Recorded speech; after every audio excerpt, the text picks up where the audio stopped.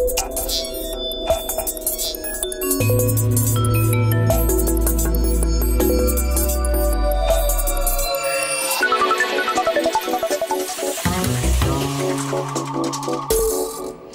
is maandag 21 juni. Welkom bij Rijnmond Nieuws. Politie arresteert man die met minipistool politici heeft bedreigd.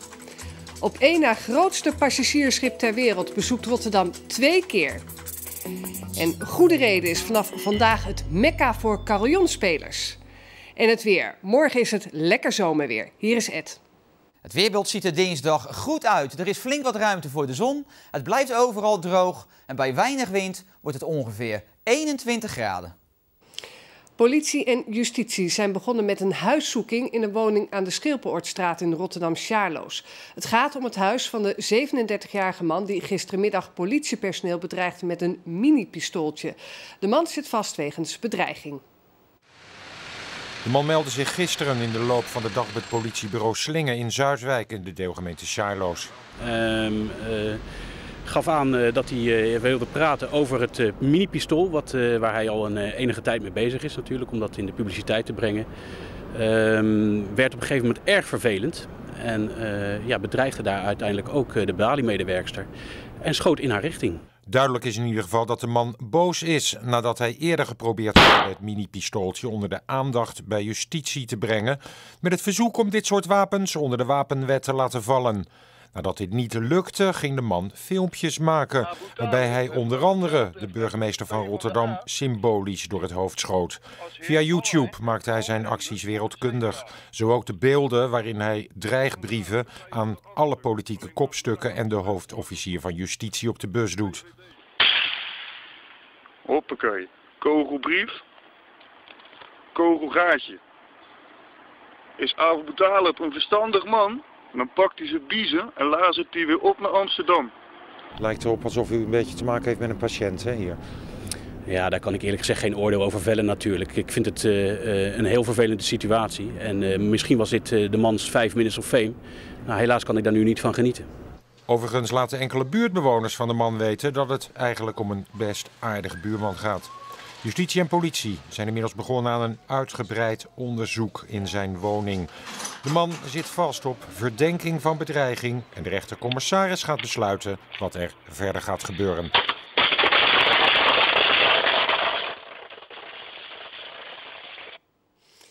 Een 39-jarige man heeft bekend verantwoordelijk te zijn voor de brand bij het Dordtse kledingrecyclingsbedrijf Gebotex ruim een week geleden. De man meldde zichzelf bij de politie. Hij zit vast. In een loods van het bedrijf aan de Keelkade ontstond vorige week zondagnacht een grote brand. Uiteindelijk gingen 2 loodsen waar een kleding lag opgeslagen in vlammen op. De 39-jarige Dordtenaar heeft nu bekend 's nachts een aantal kledingzakken in brand te hebben gestoken. De man is een voormalig medewerker van Gebotex. Hij heeft verklaard dat hij boos was op de manier waarop hij zich bejegend voelde door het bedrijf nadat hij zelf ontslag had genomen. Rotterdam had vandaag bezoek van de Norwegian Epic, het op één na grootste passagiersschip ter wereld.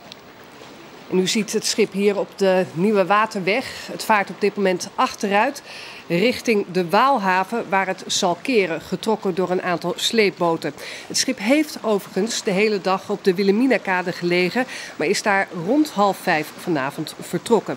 Het schip is op weg naar Southampton. En onze camera die staat op de Maasboulevard in Schiedam, samen met zo ongeveer 400 mensen die het schip uitzwaaien.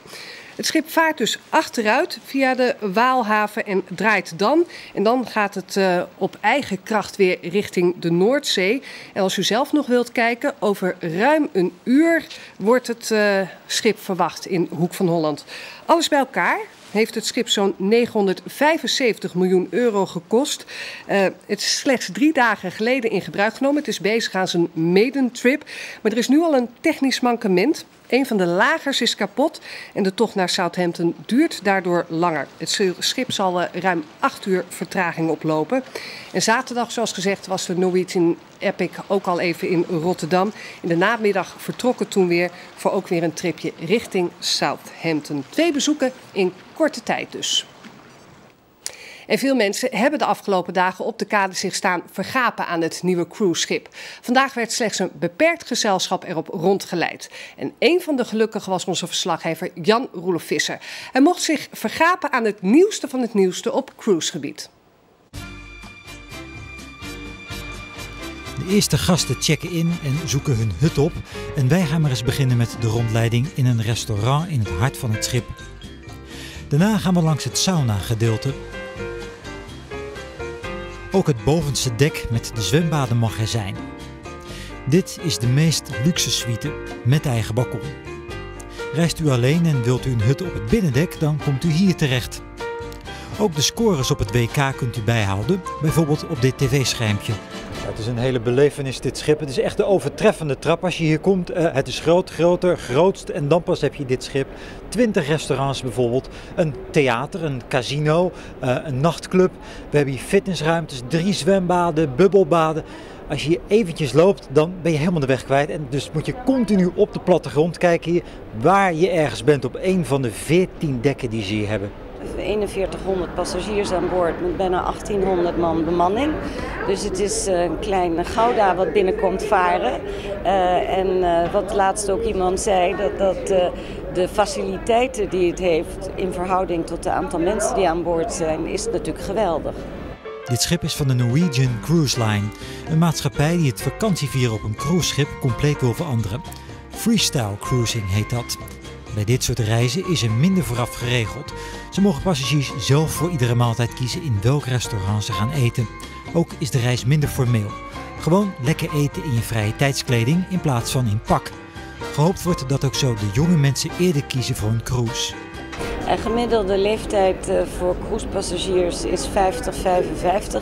Maar ik denk dat de lounge en de hippe dertigers dit ook heel erg leuk zullen vinden. Een halve dagje lekker vergapen aan al wat luxe en dan is het tijd om weg te gaan. Vandaag start de eerste officiële reis naar Southampton en dan naar New York en Miami.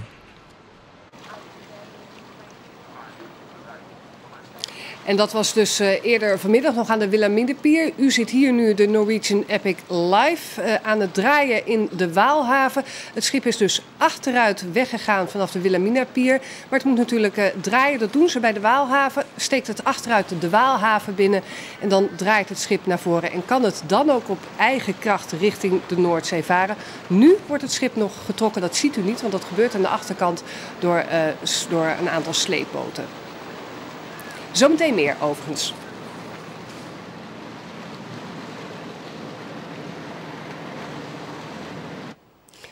Een man en een vrouw uit Rotterdam zijn ook in hoger beroep vrijgesproken van de moord op Tim Benningshoff.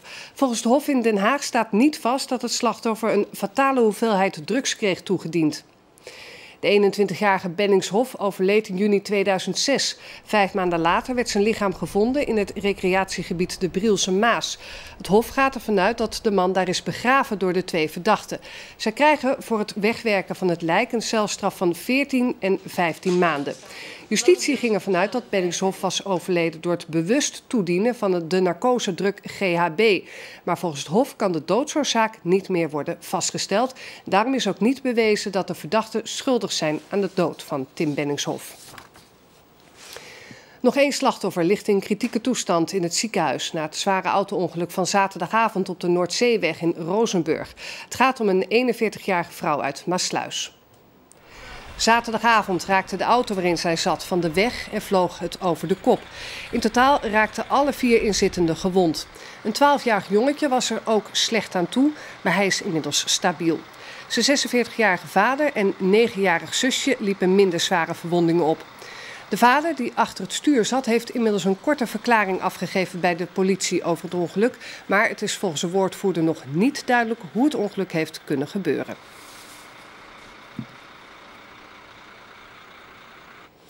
Zoals een vrouw nooit genoeg schoenen heeft, zo heeft een bijaardier nooit genoeg klokken.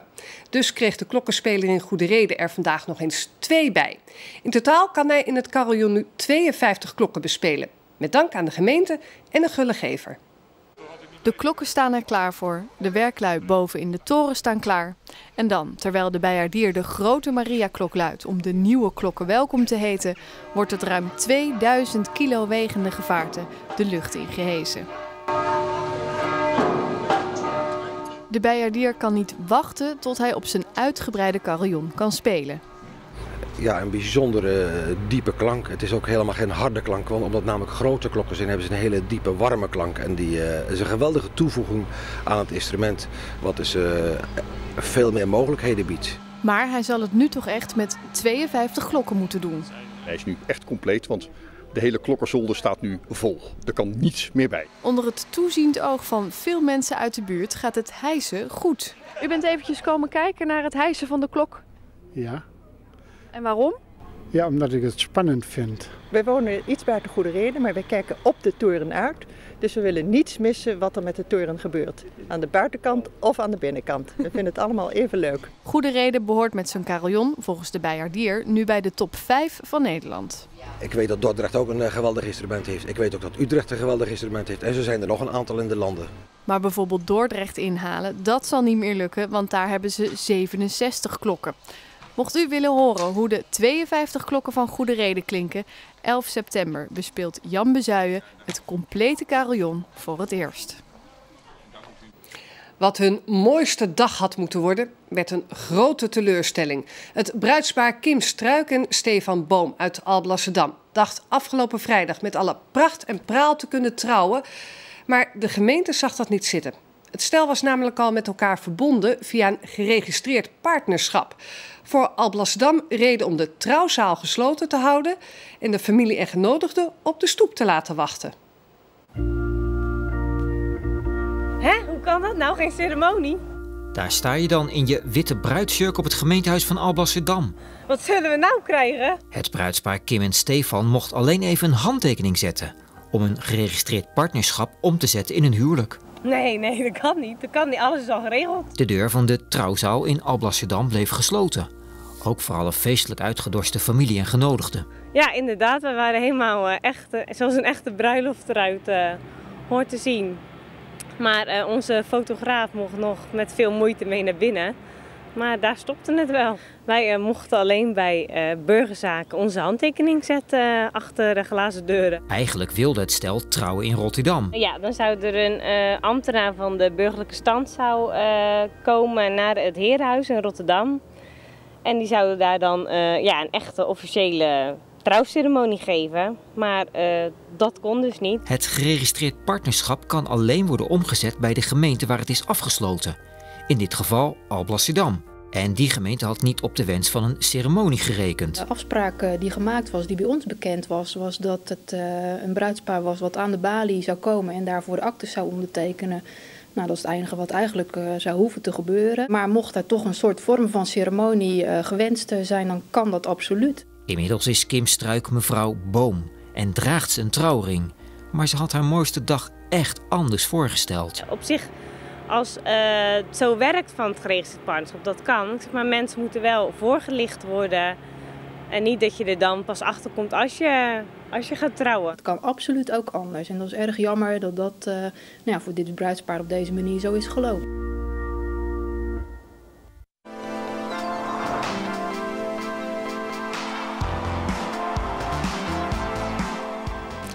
Komt dat zien. Het rondreizend theaterfestival De Parade is weer in Rotterdam. En dat betekent genieten van theater, muziek en cocktails drinken op het terras. Het wisselvallige weer behield verslaggever Chavelli Snijders niet om het openingsweekend van De Parade te bezoeken. De Parade is alweer voor de 20ste keer in Rotterdam. En voor wie de Parade niet kent, denk aan een kermis van heel vroeger met gekke circusacts en rare mensen die tentoongesteld worden. Ik ga eens kijken of ik een vrouw met een baard tegenkom hier.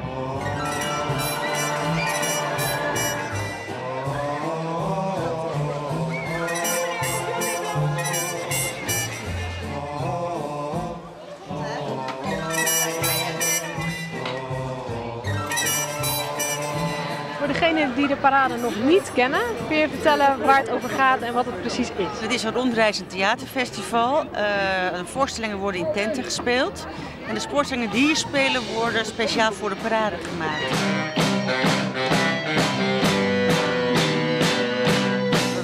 vragen aan de artiesten of ze ons als laboratorium willen gebruiken. Dus dingen uitproberen die ze niet zo snel in het theater kunnen doen.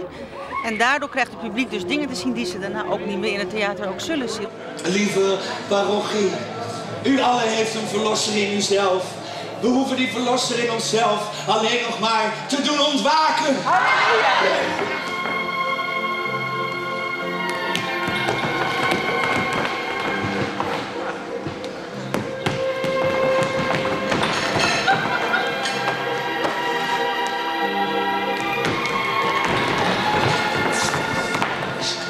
Wij noemden ons vroeger het binnenste buitengekeerd circus. Met het publiek aan de buitenkant en aan de binnenkant artiesten die de mensen aan het verleiden zijn om hun tent in te komen. Want iedereen die op de parade speelt moet een stukje van zijn voorstelling voor zijn tent doen en daarmee het publiek mee naar binnen krijgen. Eens kijken hoe de acteurs het publiek de tent in proberen te lokken.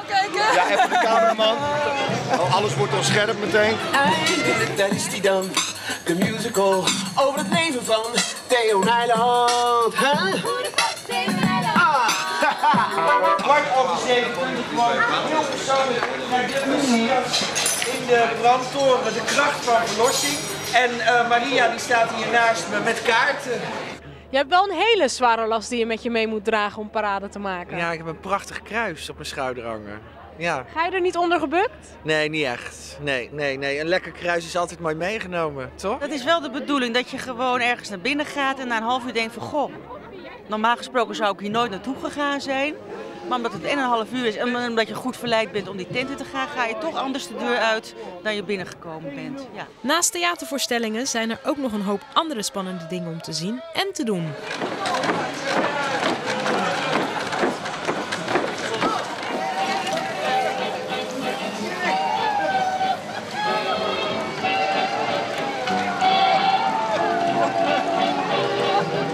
Ik heb veel gezien en veel gedaan, maar geen vrouwen met baarden tegengekomen. En als je wil zien wat er in dit vliegtuig te zien is, dat kan nog tot zondag 27 juni. En ik ga nu alvast een kijkje nemen.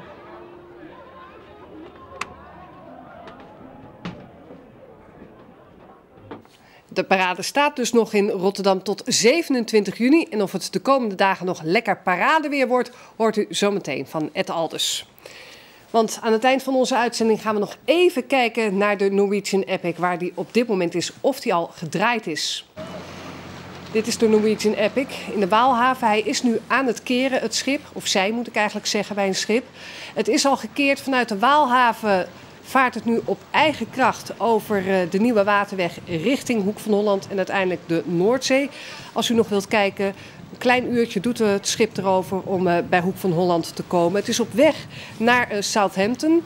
Voor alle duidelijkheid, dit is gefilmd op dit moment, live dus vanaf de Maasboulevard in Schiedam, waar zo'n 400 mensen aan het kijken zijn naar het op één na grootste cruiseschip ter wereld. Bijna een drijvend flatgebouw. Het is dus op weg naar Southampton, achteruit vertrokken vanaf de Wilhelminapier, waar het vandaag de hele dag gelegen heeft. Het schip is vanmorgen vroeg weer aangekomen in Rotterdam, dat het even op en neer is geweest naar Southampton. En nu is het dus op de terugweg weer naar Southampton. Het kostte bijna 1 miljard euro, dit schip. En er kunnen zo 4100 passagiers op. Zoveel zit het op dit moment niet bij de maiden trip. Maar het schip heeft al wel passagiers. Op weg dus richting Hoek van Holland. En tot besluit het weer. De komende dagen is het warm zomerweer. Hier is Ed Alders.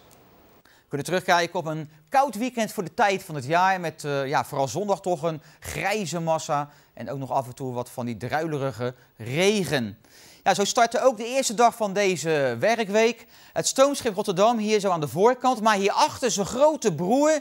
Het grootste, of één na grootste cruiseschip van de wereld moet ik zeggen. Nou, het brengt toch wel weer een leuk plaatje met zich mee. Met dus nog een grijze massa, tijdelijk althans. Want in de loop van maandagochtend klaarde het toch leuk op. En kregen we een hele mooie middag met geregeld de zon erbij.